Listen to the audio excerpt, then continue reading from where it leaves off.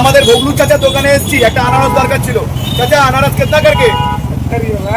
তাহলে এই আনারস দিয়ে আজকে খেলা হবে। হ্যাঁ, এই হলো মহারোগ, বুঝলেন? এই হলো মহারোগ।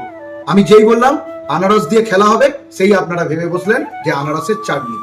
আগো না গো, না না। এই দেখেন, কোনো ঝামেলা রাখিনি, চোখ না সব উবড়ে তারপরে আমি নিয়ে এসেছি। এবার এটাকে একটু ছোট্ট করে মাইক্রো অপারেশন করে নেবো। দেখতে থাকুন। কিছুই না, ছোট্ট ছোট্ট করে স্লাইসে এগুলোকে আমি কেটে নেবো, একদম পাতলা পাতলা স্লাইস। এই দেখুন। এবার নিয়েছি আমি একটা এই যে ফ্রাইং প্যান, এটাকে আমি এই গ্যাসে বসালাম। একটু জল নিয়েছি গ্লাসে, এতে আমি ঢেলে দিলাম। 2 থেকে 3 চামচ চিনি দেব। এবার এই পাতলা করে কেটে রাখা আনারস আমি সব এর মধ্যে দিয়ে দেব। এবার এটাকে চিনি আর জল সমেত 2 মিনিট ভাপাবো।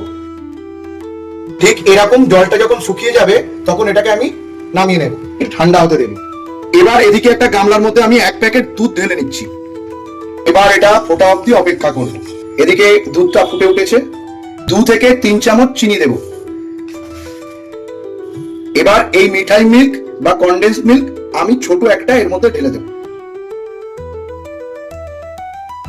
এবার এটাকে আমি গুলিয়ে এটা ততক্ষণ আমি গোড়াবো যতক্ষণ এটা আর একটু কমে না যাচ্ছে, আর দুধের রংটা যতক্ষণ লালচে না হচ্ছে। দুধ ওদিকে ফুটছে, গাঢ় হতে দিয়েছি।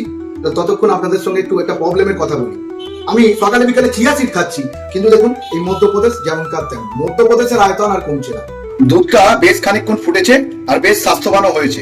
তো এবার আমি একটা ছোট বাটিতে 2 হাতার মতন দুধ আমি তুলে নেব। এতে এই 1 চামচ ময়দা আমি এর মধ্যে ঢেলে এটাকে ভালো করে মিশিয়ে দেব।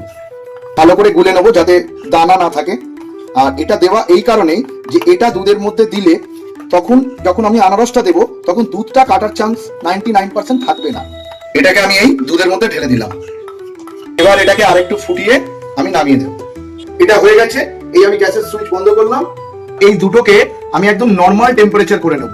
এটা যতক্ষণ না দুটোই নর্মাল টেম্পারেচারে আসছে এটাতে আর কোনো কাজ করব না। এবার এই দুটোই সম্পূর্ণ নর্মাল টেম্পারেচারে চলে এসছে। এবার এইটাকে নিয়ে আমি এর মধ্যে মিশিয়ে দেব। ভালো করে মিশিয়ে দেবো। এটাকে মিশিয়ে আমি এটাকে ফ্রিজে আধা ঘন্টা রেখে দেবো। রেখে দিলেই রেডি হয়ে যাবে। ফ্রিজে রেখে দিয়েছিলাম আধ ঘন্টা। এবার দেখুন এটার থিকনেস দেখুন, দুধ কিন্তু একদম কাটিনি, বেশ গোটা গোটা আনারসগুলো রয়েছে।